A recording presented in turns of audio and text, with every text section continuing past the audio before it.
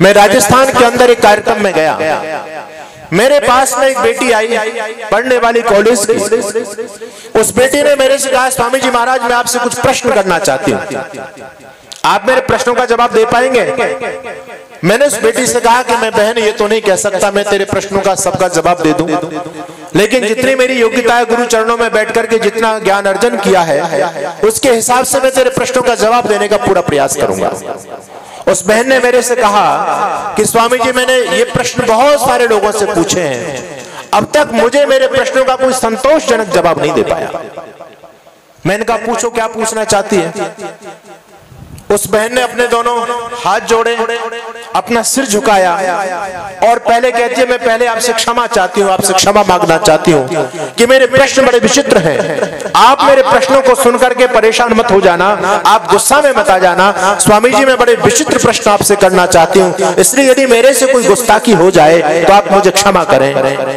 और उस बहन ने फिर अपने कान पकड़े, दोनों हाथ जोड़े और कहती अब की बार मैं क्षमा भगवान जी से चाहती हूँ, क्योंकि मैं जो प्रश्न करना चाहती हूँ वो भगवान को लेकर के करना चाहती हूँ।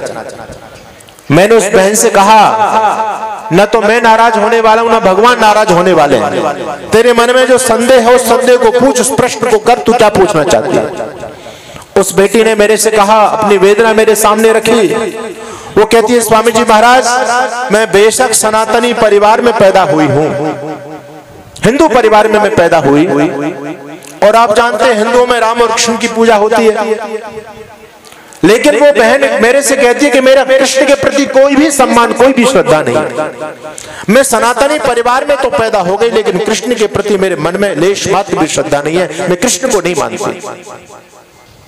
अगर मैं इस बात को घर में बताती हूँ तो घर में झगड़ा खड़ा हो जाता है कि हमारे घर के अंदर ये नास्तिक लड़की कहां से आ गई है, ये हमारी परंपरा के विपरीत जा रही है, कृष्ण को नहीं मानती, ये तो नास्तिक है। मैं हिंदू परिवार में जन्म हुई, सनातन परिवार में मैंने जन्म लिया है, मैं खुल करके विरोध नहीं कर पा रही हूँ, लेकिन अंतरात्मा से कृष्ण को मैं बिल्कुल नहीं स्वीकार कर पा रही हूँ। मैंने कहा क्यों आप कृष्ण को नहीं स्वीकार कर पा रही? उस बहन ने मेरे से प्रश्न किया, स्वामी जी मैं कृष्ण को इसलिए अपना आदर्श नहीं मानती, कृष्ण को मैं भगवान इसलिए नहीं मानती, इसको मैं इसलिए स्वीकार नहीं कर पाती क्योंकि कृष्ण का जीवन बड़ा दूषित है, कृष्ण का जीवन बड़ा कलंकित है। उस कलंकित पुरुष को हम कैसे अपना भगवान अस्वीकार कर सकते हैं? उस बहन ने मेरे से पहला प्रश्न किया, कहती है स्वामी जी देखो भगवान कृष्ण की पत्नी का नाम क्या था? आप लोग क्या मानते हैं क्या था भगवान कृष्ण की पत्नी का नाम? बोलो। ये माताएं मैंने खूब भागवत सुनती हैं, ये बता पाएंगी? माता रुक्मणी, ये बात बिल्कुल आपकी ठीक है। उस बहन ने मेरे से कहा कि भगवान कृष्ण की पत्नी तो थी रुक्मणी जी, और आज भगवान कृष्ण के जितने भी मंदिर हैं या जितने भी आपको मार्केट पर गूगल पर भगवान कृष्ण के चित्र प्राप्त होते हैं, तो क्या भगवान कृष्ण के पास में उनके साथ में माता रुक्मणी है या कोई दूसरी महिला है? कौन है जी बोलो? राधा। तो उस बहन ने मेरे से पहला प्रश्न किया कि स्वामी जी महाराज राधा जी कौन थी? वो कहती है राधा भगवान कृष्ण की प्रेमिका थी, लवर थी, और भगवान कृष्ण अपनी पत्नी को होते हुए भी एक लवर, एक दूसरी महिला को अपने साथ में रखते हैं। स्वामी जी ऐसे व्यक्ति को मैं अपना भगवान कैसे स्वीकार कर सकती हूँ? पत्नी हो आप लोग भी, आपके घर में आप पत्नी है और पत्नी के होते सोते आप दूसरी राधा को घर में ले आएंगे तो ये देवी जी स्वीकार करेंगे क्या? समाज इस आचरण को स्वीकार करेगा क्या? कोई स्वीकार नहीं कर सकता। उस बहन ने पहला प्रश्न किया कि कृष्ण ने सबसे बड़ा पाप किया कि अपनी पत्नी को छोड़ करके प्रेमिका को साथ में लेकर के आए। राधा तो कृष्ण की प्रेमिका थी और कृष्ण जी अपनी प्रेमिका के साथ रहते हैं, पत्नी के साथ नहीं रहते। पहला कलंक कृष्ण के जीवन पर है। दूसरा प्रश्न उस बहन ने मेरे से कहा कि स्वामी जी केवल राधा के साथ ही नहीं, कृष्ण की तो अनेकों गर्लफ्रेंड भी थी। आप जिनको गोपियां कहते हो अपनी भाषा में, आजकल के बच्चों को कहते हैं गर्लफ्रेंड, बॉयफ्रेंड और गर्लफ्रेंड का जमाना चल रहा है। उस बहन ने कहा कि कृष्ण की अनेक गर्लफ्रेंड हैं, मैं आपसे निवेदन करना चाहता हूं सावधान, सतर्क, सावधान हो जाइए। आप अपनी अपनी संस्कृति को, धर्म को बचाना चाहते हो तो एक ही रास्ता, केवल आर्य समाज और ऋषि दयानंद के झंडे के नीचे आपको आना पड़ेगा, नहीं अपने पूर्वजों के गौरव को आप बचा नहीं पाओगे। उस बेटी ने कुछ गलत प्रश्न मेरे से नहीं किया, इसलिए मैं उसके प्रश्नों से नाराज नहीं हुआ। मैंने उसको बताने का प्रयास किया। उस बेटी ने कहा कि स्वामी जी, अनेक गर्लफ्रेंड हैं। हमारे पुराने समय में जो लोग हुआ करते थे वो कभी धर्म कर्म के बारे में, महापुरुषों को लेकर के उनके मन और मस्तिष्क में कोई प्रश्न पैदा हुआ करता था तो हम लोग उनको डरा देते थे, उनको बहका दिया करते थे। हमारे पास इन प्रश्नों का कोई जवाब नहीं हुआ करता था तो हमारे पास केवल एक ही शब्द है। जिन प्रश्नों का जवाब हमारे पास में नहीं है, उन प्रश्नों को बचने के लिए हमारे पास केवल एक ही शब्द है। हम क्या कहते हैं बच्चों से कि ये तो पागल भगवान जी की लीलाएं हैं। हम लीला कहकर के अपना बचाव करना चाहते हैं। ध्यान रखना, वो पुराने लोग थे, वो बड़े श्रद्धालु थे, बड़े भोले भाले थे। उनको आप जब लीला कहते थे तो वो सारे के सारे बच्चे शांत हो जाया करते थे। अच्छा, भगवान जी की लीला है। उनके मन में जो प्रश्न उठ रहा है, जिज्ञासा शांत तो नहीं हो पाई, लेकिन वो फिर कह नहीं पाते थे कि फिर भगवान जी के साथ हम कैसे इस बात को कह सकते हैं, भगवान जी की लीला है। लेकिन आजकल के बच्चे लीला कहने से संतुष्ट नहीं होते। आजकल के तो बच्चे बड़े तार्किक हैं, बड़े बुद्धिजीवी हैं। आप एक जवाब देते हैं, दो प्रश्न पहले उस जवाब को सुनने से पहले उनके दिमाग में पैदा हो जाता है। आजकल के बच्चे इतने नटखट, इतने तेज। एक बच्चा पढ़ता है, पढ़ाई में ध्यान कम था, उद्यमों में ज्यादा उसका ध्यान था, शरारती बहुत तगड़ा था। आखिर जब परीक्षा हुई तो वो फेल हो गया, और जब फेल हो गया तो उसको बड़ी चिंता सताने लगी कि मैं अपने घर वालों को क्या जवाब दूंगा। उसने 2-4 घंटे तक, 1-2 दिन तक तो बात को छिपाया। अब उसके मन में यही चल रहा है कि मैं पिताजी को क्या बताऊं, और बताऊंगा नहीं तो क्या घर वालों को पता नहीं चलेगी ये फेल हो गया। घर वाले सो मेरे से पूछेंगे ही कि तू फेल हुआ या पास, मुझे बताना तो पड़ेगा। तो बताऊंगा तो घर वाले नाराज हो जाएंगे, मेरी पिटाई होगी। तो मुझे क्या एजेंडा अपनाना चाहिए, क्या तरीका अपनाना चाहिए। बच्चा अपने मन में सोच रहा है। उसके दिमाग में एक बात आ गई। वो अपने पिताजी के पास में जाता है और कहता है, पापा पापा मुझे एक बात बताओ। उसके पिता ने कहा, पूछ बेटा, क्या पूछना चाहता है। कहता है कि पापा मुझे एक बात बताओ, यदि मैं फर्स्ट डिवीजन से पास हो गया तो आपको कैसा लगेगा। पिता कहता है, पागल, ये कोई पूछने की बात है। नहीं नहीं नहीं पापा, तुम बताओ तो सही, अगर मैं फर्स्ट डिवीजन से पास हो गया तो तुमको कैसा लगेगा। उसका पापा कहता है, बेटा अगर तू फर्स्ट डिवीजन से पास हो गया तो मैं तो खुशी के मारे पागल ही हो जाऊंगा। बच्चा कहता है, बस इसी डर से मैं फेल हो गया, मैं अपने पापा को पागल नहीं होने देना चाहता। तो मेरा निवेदन ये कि बच्चे इतने तार्किक आजकल के हैं, इन बच्चों को आप कहेंगे भगवान जी की लीला है तो ये लीला में शांत होने वाले नहीं है। ये तो तबाक से जवाब देते हैं, अच्छा भगवान जी की लीला है, अरे कृष्ण करें तो लीला और हम करें तो करेक्टर ढीला। लोग आजकल के बच्चे बोल रहे हैं इस बात को। कृष्ण चोरी करें तो कहते हैं भगवान जी की लीला है, और हम यदि चोरी कर लें तो पुलिस उठा करके ले जाती है, थाने में जेल में ठोक देती है। कृष्ण यदि गर्लफ्रेंड रखे तो हम कहते हैं भगवान जी की लीला। और भाई जब भगवान हमारे इन कामों को करेंगे तो भक्त तो स्वाभाविक सी बातें करेंगे, क्योंकि भगवान कृष्ण गीता में इस बात को स्वयं कहते हैं, यदि आचरति श्रेष्ठा तत्तद अनुवर्तते जना स यत् प्रमाणम कुरुते लोकस्तद अनुवर्तते। श्रेष्ठ व्यक्ति जैसा आचरण करते हैं, सामान्य व्यक्ति उनको देख करके सीखते हैं। और यदि श्रेष्ठ व्यक्ति यदि पतित हो गए तो समाज उनसे क्या शिक्षा लेगा। मैं निवेदन आपसे के बीच में करना चाहता हूँ। उस बहन ने मेरे से कहा, स्वामी जी अनेक गर्लफ्रेंड जिनको आप गोपियां कहते हैं, ये भगवान कृष्ण की गर्लफ्रेंड थी, वो अनेक महिलाओं के साथ में रहते हैं, दासी कुब्जा के साथ में रहते हैं, अपनी पत्नी के होने के बावजूद भी। एक प्रश्न और उसने मेरे से किया, कहती है स्वामी जी कृष्ण तो चोरी भी करते थे, तो क्या जो व्यक्ति चोरी करता है वो हमारा भगवान हो सकता है। उस बहन ने मेरे से 3 प्रश्न किए और वो कहती है इसलिए मैं कृष्ण को अपना आराध्य नहीं मानती, कृष्ण के प्रति मेरे हृदय में लेश मात्र भी सम्मान नहीं है। आप क्या कृष्ण के बारे में कुछ कहना मुझको चाहोगे? आज तक मैंने बड़े बड़े भागवताचार्यों से प्रश्न किए हैं, लेकिन सब कहते हैं पागल तू तो नास्तिक है, तू समझती नहीं है, ये तो भगवान जी की लीला है, तेरी बुद्धि खराब हो गई है। स्वामी जी वो मुझको दबा तो देते हैं, उनके पास मेरे प्रश्नों का जवाब नहीं होता, उनको गुस्सा आ जाता है, मैं विवश होकर के शांत हो जाती हूँ, लेकिन अंदर से मेरी जो उत्सुकता है, जो मैं जानना चाहती हूँ, मेरी जिज्ञासा को कोई आज तक शांत नहीं कर पाया। मैंने कहा सुनो, आपने जो प्रश्न किए हैं ये प्रश्न हर नौजवान और नवयुवती के दिमाग में उठने चाहिए। हम यदि मनुष्य हैं तो मनुष्यता की सबसे बड़ी पहचान ये है कि हमारे दिमाग में प्रश्न पैदा होना चाहिए। अगर हम सोचते नहीं है, बुद्धि से विचार नहीं करते तो मनुष्य किस बात के? प्रश्न पैदा होना कुछ गलत बात नहीं है, प्रश्न तो अवश्य ही पैदा होगा। जो व्यक्ति सोचेगा, चिंतन करेगा, विचारेगा, उसके जीवन में निश्चित रूप से प्रश्न पैदा होगा। मैंने कहा बहन तेरे तीनों प्रश्न बहुत अद्भुत प्रश्न हैं और इन प्रश्नों का समाधान जरूर होना चाहिए। मैं कुछ बात तुझको बताना चाहता हूँ।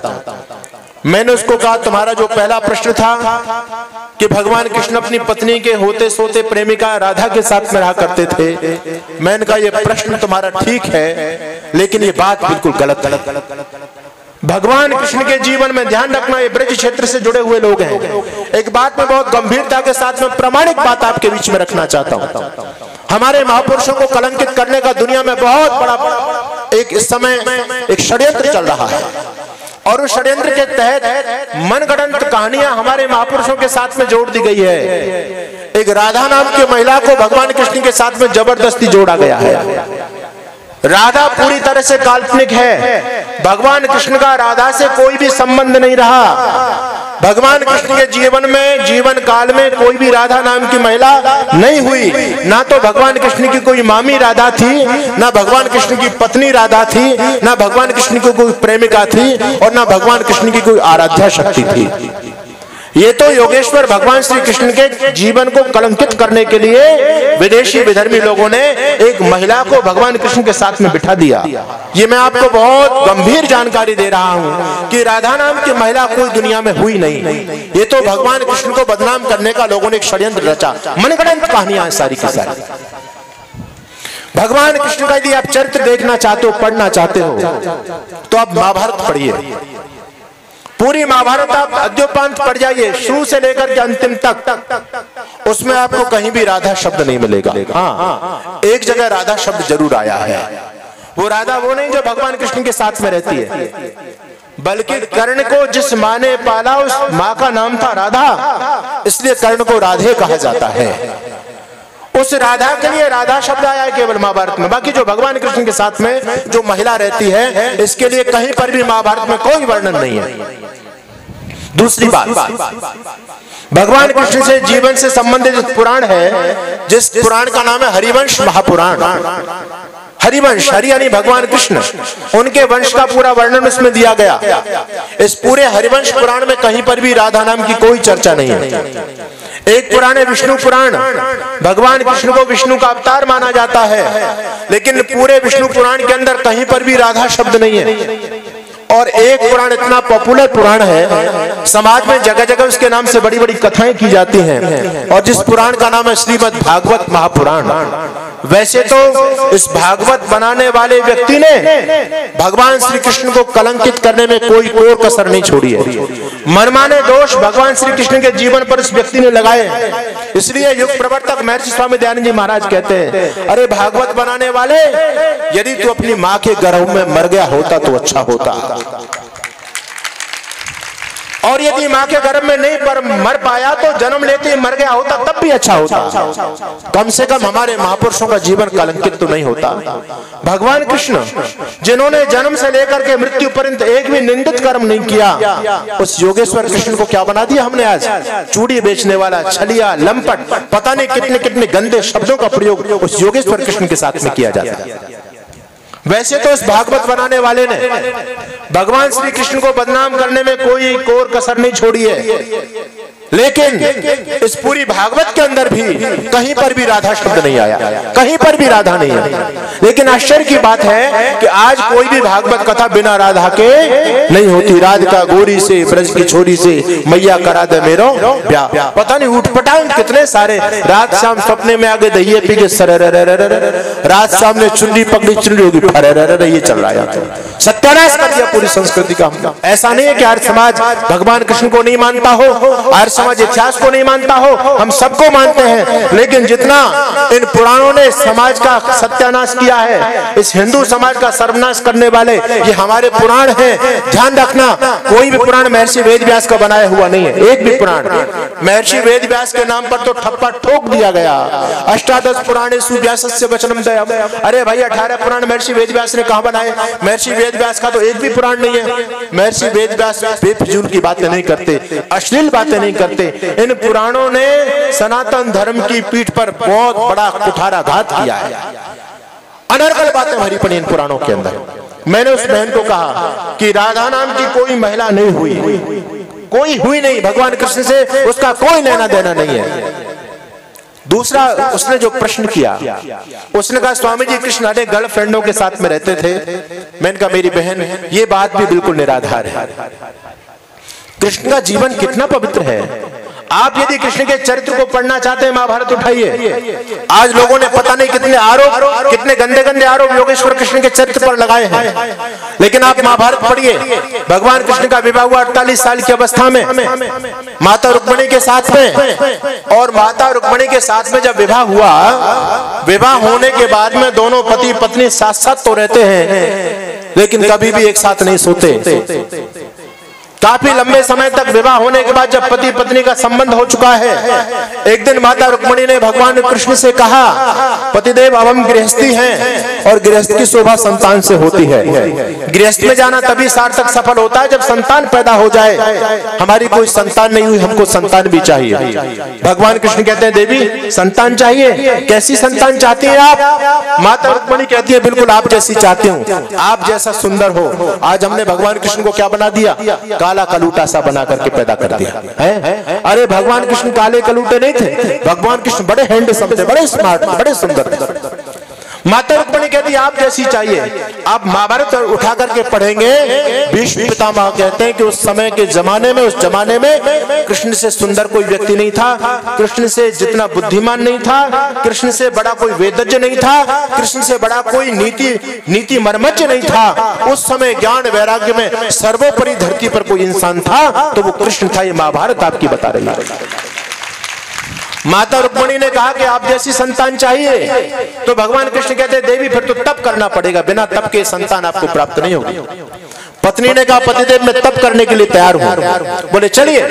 दोनों पति पत्नी 12 साल के बद्रीधाम के लिए पहुंच गए, बद्रीधाम में पहुंच गए और वहां दोनों पति पत्नी ने अखंड ब्रह्मचर्य का पालन किया।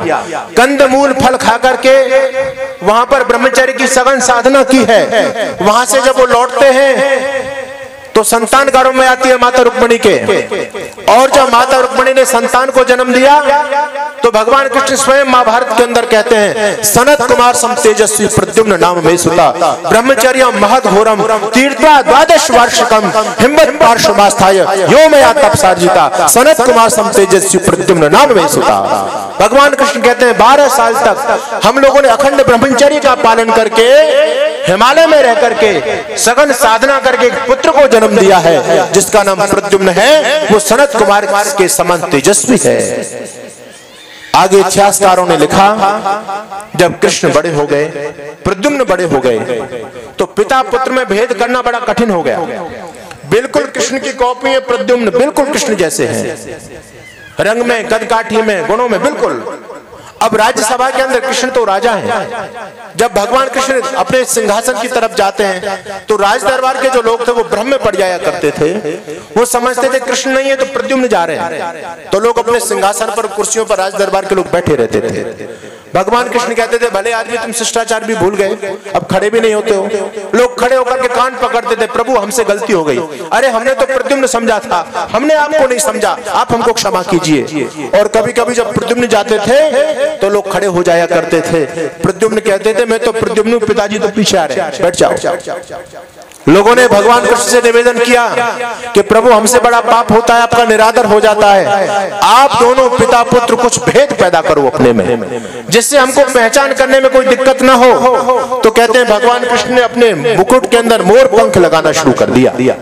ये था कृष्ण का चरित्र। आज आप जिसको छलिया बता रहे हो, चूड़ी बेचने वाला बता रहे हो, व्यभिचारी बता रहे हो, गंगा के साथ में, कुब्जा के साथ में, राधा के साथ में कितना गंदा गंदा संबंध इस ब्रह्म वैवर्त पुराण के अंदर बताया गया। क्या शर्म भी शर्मा जाती है, पति पत्नी एकांत में बैठ करके उस प्रकरण को नहीं पढ़ सकते। इतना गंदा गंदा राधा और कृष्ण के बारे में लिखा हुआ है, इतना गंदा लिखा हुआ है। आज पूरे ब्रजमंडल में हर जगह राधे राधे हो रही है, कोई समझने के लिए तैयार नहीं है राधे बीमारी आ कहां से गई। अभी मैं जगन्नाथपुरी गया, वहां पर भी मैंने देखा इस षड्यंत्र को। जगन्नाथपुरी कितना बड़ा धाम, आदि गुरु शंकराचार्य ने जिसको स्थापित किया, उसकी बड़ी बड़ी प्राचीन दीवारें खड़ी हुई हैं। अब उन दीवारों को तोड़ करके उन पर राधा स्तोत्र के बड़े बड़े पत्थर लगाए जा रहे हैं। हम इस षड्यंत्र को समझने के लिए तैयार नहीं है। महर्षि दयानंद कहते हैं कृष्ण ने अपने जीवन में एक भी निंदित कर्म नहीं किया, लेकिन उस कृष्ण को भोगी बना दिया। हमने क्या बना दिया? मैंने उस बहन से कहा कि बहन, ये गोपी वोपी कोई भी नहीं थी, भगवान कृष्ण के साथ ये बहुत बड़ा षड्यंत्र चल रहा है और इस षड्यंत्र को आप नहीं समझ पा रहे। आपके देश में एक ऐसा एक धारा लागू कर दी गई, एक ऐसा अंधा कानून आपके देश में थोप दिया गया। आप सोते रह गए, आप राधे राधे कृष्ण कृष्ण बोलते चले गए, लेकिन आपने इस राधा नाम की बीमारी का दुष्परिणाम नहीं जाना कि राधा नाम की बीमारी से समाज की कितनी बड़ी हानि हो गई। महानुभाव, आपको पता होना चाहिए हमारे देश के अंदर एक कानून बना जिसका नाम है लिव इन रिलेशनशिप। इस कानून का मतलब होता है बिना विवाह किए लड़का लड़की साथ साथ रह सकते हैं, वो सारे काम कुकर्म कर सकते हैं, वो संतान भी पैदा कर सकते हैं, बिना विवाह के संतान पैदा कर सकते हैं। कितना गंदा कानून। अब ये कानून पर बहस चल रही है आजकल, जिसको कहते हैं समलैंगिकता। ये कानून पहले पारित हो चुका था, देश में थोप दिया गया था पूर्व सरकारों के द्वारा, लेकिन अब कुछ सरकारें ठीक आ गई हैं। उन्होंने सुप्रीम कोर्ट में जाकर के याचिका दायर की, ये कानून देश के लिए ठीक नहीं है। समलैंगिकता का क्या मतलब? लड़का लड़का आपस में शादी करें, लड़कियां लड़कियां आपस में शादी करें। अरे फिर शादी का मतलब क्या रह गया बताओ?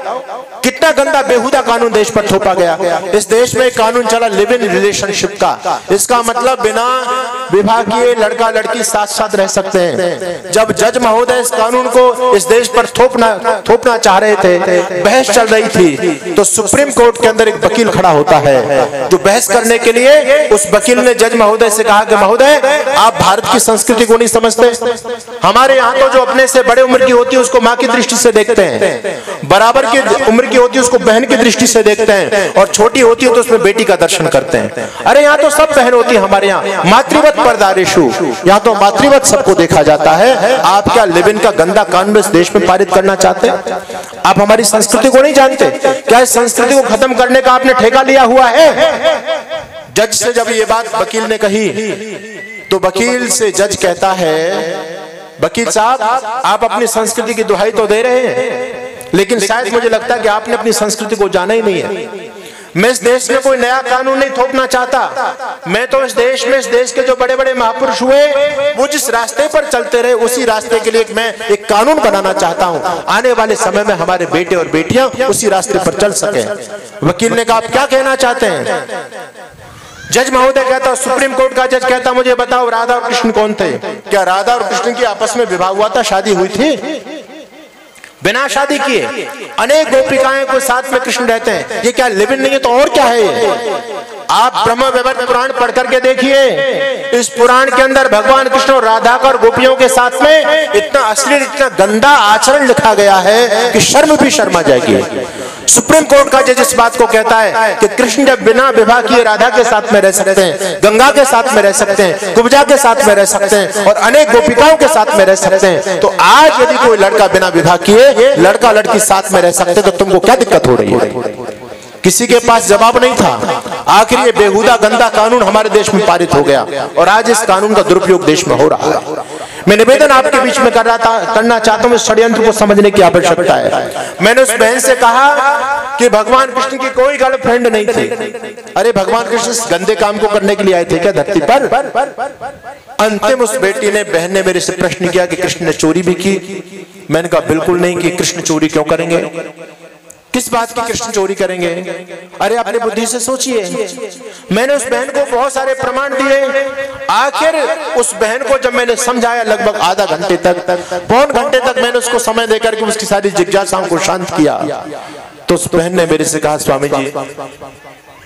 स्वामी जी आज मैंने आपको सुना है, आज तक मैं बड़े बड़े धर्माचार्यों के पास में गई, लेकिन कोई भी मेरी जिज्ञासाओं को शांत नहीं कर पाया। आपको सुनने के बाद आज मैं अपने कृष्ण से प्रेम करने लगी। आज कृष्ण के प्रति मेरे हृदय में श्रद्धा का भाव जागृत हुआ। और वो कहती है, स्वामी जी अब तक तो मैं नास्तिक थी, कृष्ण को नहीं मानती थी, लेकिन आज सच्चा भाव उस महापुरुष के प्रति आज मेरे दिल में पैदा हुआ है। मैंने मन ही मन ऋषि दयानंद को प्रणाम किया। मैंने कहा, ऋषिवर आप इस धरती पर नहीं आते तो ये एक बहन नहीं न जाने कितनी बहन विधर्मी बन गई होती।